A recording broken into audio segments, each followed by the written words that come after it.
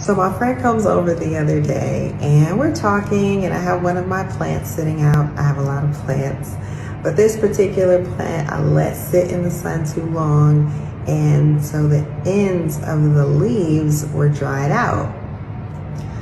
So my friend asked for some scissors and she starts clipping the edges of this plant.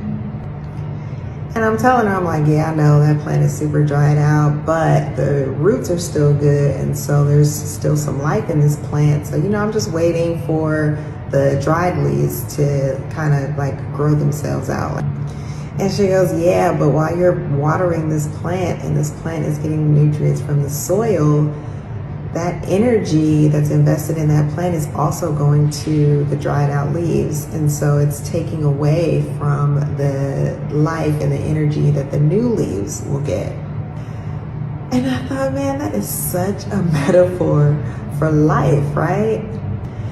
Like, we wake up in the morning after we've had our rest and we have this ball of energy, and we're choosing how to spend that energy throughout the day. Or if we're not clear on what we want to value or focus on for that day, we don't just be passing our energy out, because in the beginning it doesn't feel like much because we have an abundance of energy. But as the day continues and we start to feel depleted and tired, it's like, ooh, where did the day go? Did I get anything done that I wanted to get done?